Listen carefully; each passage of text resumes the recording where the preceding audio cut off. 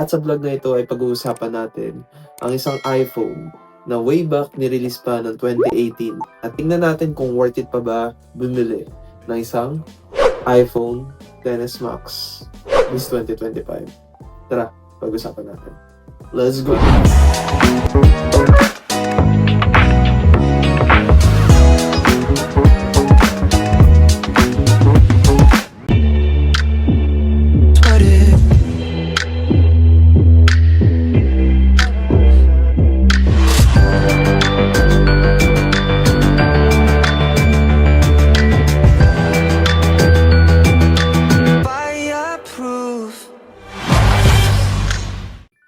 What's up guys? Another day, another vlog. It's your boy Joseph.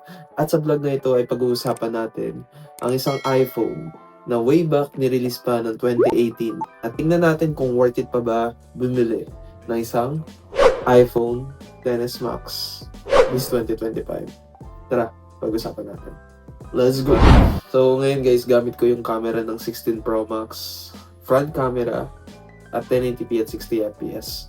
So, what can you say on the quality? For me guys, sobrang ganda ng video quality. Ayan, kitang-kita na yung halaga ko. Ayan, nagkaroon pa ako ng tigyawat. Lagi ako nagpupuyat eh. Pero yun guys, tinignan ko lang yung front camera ng iPhone 16 Pro Max. And so far, sobrang ganda ng quality. Sobrang sharp niya. And kapag lumalapit nga ako, ayan, sharp pa rin yung details ng mukha ko. Knowing this is a front-facing camera. And of course, meron nga itong autofocus sa front camera. Which is na nagsimula sa 14 Pro. Ayan. And 14 Pro guys. So ngayon nga guys, pag-uusapan natin itong iPhone XS Max. So itong iPhone XS Max guys, itong flagship phone na to, nirelease nga to 2018. And today's standard, it's been like going 7 years this coming September 2025 din. And etong phone na to, kahit magsa 7 years old na siya, titingnan natin kung goods na goods pa ba ito for gaming. Diba? Marami ako nabasa sa mga ilang vlogs ko before kung okay pa ba o sulit pa ba bumili nito, knowing na sobrang affordable na lang nito. You can get this iPhone XS Max for less than 10,000. And that is already 256 GB na. Diba? Facebook Market, dami-dami. Green Hills, 8K, meron ako ng XS Max kaso 64 GB lang yun. Ang alam ko pag 256 na sa 12K pa sa Green Hills. Pero again, it's up to you naman. Ngayon guys, magiging direct to the point lang ang pagre-review ko dito sa XS Max na to. I'm not gonna go into specific specs nito kasi pwede nyo nung research yun. But just to let you know, this is a very large iPhone, 6.5 inch OLED display na to guys. Again, and dual camera sensor powered by a 12 Bionic chipset. Napaisip pa ako. Pero yeah, kabisado ko. Like I said, I'm an Apple fanboy. Wow, fanboy. Pero ayun, hindi ako ganun or hindi ako nakakalimot sa mga specification ng mga iPhones. Kahit anong iPhone pa yan. And yeah, may may telephoto lens nga to. 2x optical zoom. And yan, main lens. Wala na siyang ultra wide nung makikita niyo sa mga bagong iPhone ngayon. But still, this is very classic iPhone XS Max. So ngayon guys, sasagutin natin yung mga isa sa mga katanungan nyo kung good for gaming pa ba itong XS Max. So, nag-test ako ng mga ilang games. To be honest, hindi ako dito naglalaro. Okay?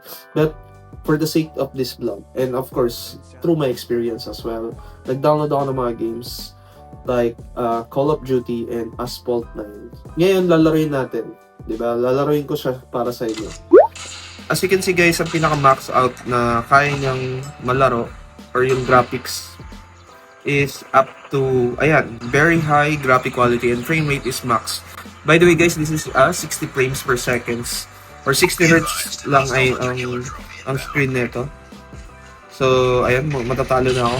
Kaka-explain. And to be honest, sobrang smooth niya pa rin. Ayan. Wala naman ako masabi. Ayan.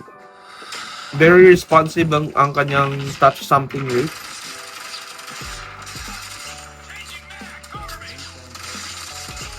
Ayan. Diba? So, which is very nice. Ayan.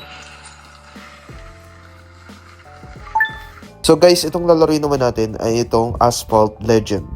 Yung mga na-appreciate ko dito kay iPhone XS Max is yung kanyang speaker, sobrang lakas. To be honest guys, sobrang lakas ng kanyang speaker. Ayan guys, so naglalaro nga tayo. Ayan, nasa tutorial pa. Ayan. So, real-time test to guys para makita nyo na sobrang, ayun, gives pa rin talaga itong iPhone XS Max. Kahit magsa 7 years na siya. By the way guys, this is 4GB of RAM and A12 Bionic chipset. Mas mataas pa yung RAM nito kaysa sa iPhone XR. Ayan. Kasi sa lahat ng 10 series, ito yung pinaka maganda. Diba? Ito yung may pinakamalaking battery life, pinakamalaki rin real state screen. So far guys, wala naman ako nararamdaman na frame drops or dahil wala pa siya. Ayun, merong frame drops. Guys, nagka-frame drops nung bumangga siya sa bus. Ramdam ko. Ayan. So, yun lang. You have to consider din na hindi lang siyang magiging battery smooth kagaya sa mga bagong iPhones. Pero guys, sobrang playable niya pa. That's what I can say. Guys, tapos na yung tutorial part. Nasa on-game na tayo. So, sobrang smooth pa rin naman ng kanyang graphics. Like, wala akong masabi. Ayan, okay. Meron pa pala konting tutorial part. Ayan. Pero guys, medyo may frame drops na siya. Ayan, may limitation na siya. Ayan, yun na yung mga isa sa mga napansin ko. Pero hindi sobra. Like yung maglalag. Playable pa rin. Di ba? Kapag marami lang nangyayari or anything na animation, tingin ko din siya mag-frame drops. Pag marami ng animation na nangyayari, ayan. Yan. Tingin ko pag bumangga ulit, mag-frame drop siya. Pero dahil, ayan, nanalo na ako. So, is it good for gaming, guys? My short answer is yes. Still good for gaming kung ano ka lang, regular player ka lang, like gusto mo, nakakalaro ka lang ng mga, alam mo, hindi naman sobrang high graphics, pero at least somehow playable pa rin. I think I can vouch for it na good for gaming siya. Pero kung gusto mo lahat ultra graphics, high-end yung graphics niya, di ba? I think doon na magkakaroon ng limitation. Especially yung age na itong phone na to, 7 years old na, magsa 7 years old. Don't expect too much na sobrang smooth dito. Pero I think mapiplayable pa rin siya. Playable, pero yung settings, medyo i-diminish natin. Yun lang naman napansin ko, guys. Sa pang i-review natin is ang kanyang camera. So, kamusta na ba ang camera nitong iPhone XS Max this 2025? Of course, guys, sobrang may limitation na ang camera nito.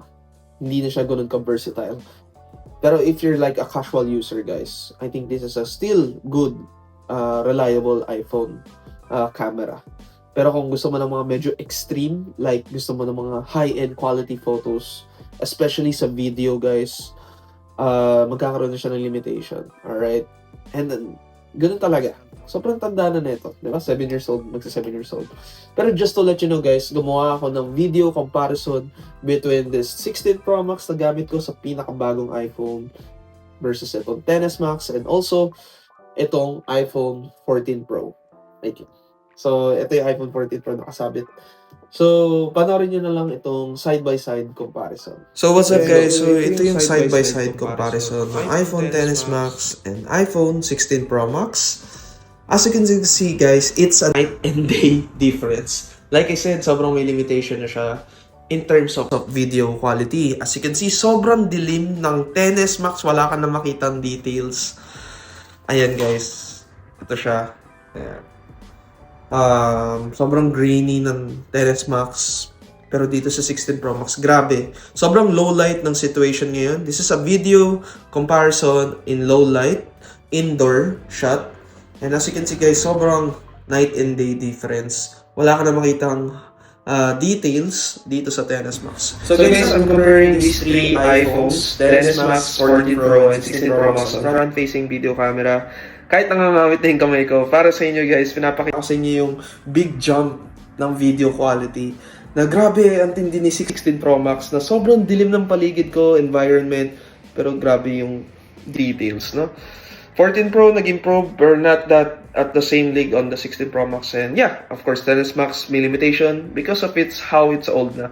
Pero I can still see my face and my teeth. Ayun lang. So, what can you say, guys?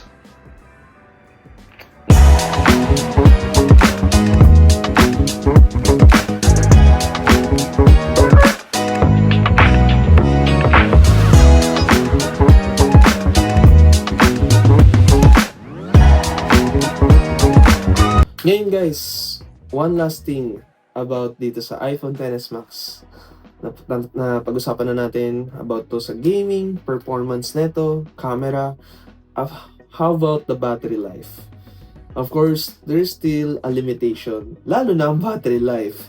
As you know guys, as over time, ang battery nagde-degrade ang kanyang quality.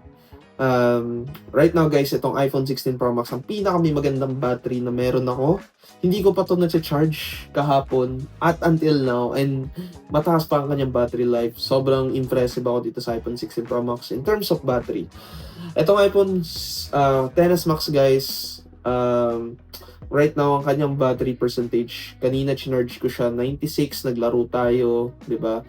Nagpicture tayo, nagvideo. Total battery percentage niya ngayon guys is 72%. So from 96 to 72, 24% ang nabawasan. For me, for today's standard, that's still a good battery. Not great, not worse, but good.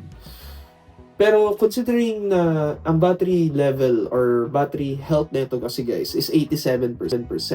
Nung nabili ko to guys, kung alam niyo sa mga nakanood, last year ko siya nabili around November, iPhone XS Max. Panoorin niyo na lang yung pagbili ko nito. Guys, to be honest, nagkaroon ako ng iPhone XS Max way back 2023. Nawala lang siya sa akin. Hindi ko na i-detalye pero nawala siya sa akin. And na-miss ko magkaroon nito kasi old school iPhone to for me. Balik tayo sa topic about sa battery life. Of course guys, may limitation ang kanyang battery capacity. Maswerte lang ako kasi 87% pa tong iPhone XS Max. Pero kung bibili kayo ng iPhone XS Max this 2025, make sure nyo guys na at least ang battery life niya is 85 pataas. Pero malabo na kasi yun guys. At least man lang 85 or 84 yung battery life na makukuha nyo. Kung yun ang pinaka-lowest. Pero kung wala na talaga kayo makita considering its age nito, makakuha kayo 81, 80, I think okay pa rin. Pero kung 79 na lang, 78, yun lang guys. Huwag kayong magalit o ma-disappoint. Kasi kung makakita kayo ng iPhone XS Max at 81, 82 na lang yung battery percentage niya, no? Well, maswerte kayo kasi somehow nasa line of 80 pa yung kanyang battery. Natutusin, dapat nga nasa 70 na lang. Depende kasi yan kung paano gumamit ang isang user. Pero, maswerte na kayo guys. To be honest guys, makaswerte na kayo kung makakuha kayo ng iPhone XS Max. Ang battery life niya is naglalaro sa 80%, 81, 82, up to 85. Hindi na ako mag-86 to 90, napakalabo na noon. Magtaka na kayo, pwedeng refurbish na yon, pwedeng replacement na yung battery, pwedeng boosted. Pero kung 85 pababa, 85 or 80 to 85, 81, 82, basta nandun sa ating measurement, no? I think okay pa rin naman yun. Ngayon guys, recommended ko pa ba bumili kayo ng iPhone XS Max this 2025? Ang sagot ko is depende. Again guys, if you're looking for a budget less than 10k, if you're looking for a decent photo, looking for a phone na hindi sobrang ganda ng gaming performance pero playable, good gaming performance, nasa gitna lang siya, then go for iPhone XS Max guys. I would recommend those people, those marketing, yung namamarket nito, yung gunong mga category, recommended. Pero kung gusto niyo ng long-term iPhone na, at least man lang guys, anong iPhone ang kailangan nyong bilhin? If you have an extra money, and gusto mo ng long-term iPhone na, di ba? Long-term iPhone, na kayang sumabay sa bagong iPhone ngayon, my best recommended iPhone is gonna be the 13 series lineup. Of course guys, bakit? Kasi those 13 series, nasa gitna siya eh. Hindi pinakamaganda, pero hindi rin pinakapangit. Talagang nasasalo niyo yung ganda ng specs ng mga bagong iPhone na meron pa rin like cinematic mode, 'di ba? And smaller notch. Wala siyang dynamic island pero smaller notch and performance ng A15 Bionic chip. Okay na ako. Alright. But those iPhone is gonna be costing you 20,000 pataas. Yeah, of course guys, malaking presyo nun. Na ito is less than 10K. Yun ang recommended ko kung gusto niyo ng long-term iPhone somehow. Pero kung alam nyo, tight budget. So, yun guys, kung ang budget nyo is less than 10K, go for iPhone XS Max. So yun guys, I think that's all for now. For tonight, kasi gabi na, di ba? About sa iPhone review ng ito, iPhone XS Max. And sana nagustuhan nyo. Guys, kung may gusto kayong gawin sa ating vlog, please comment down below. That's nice.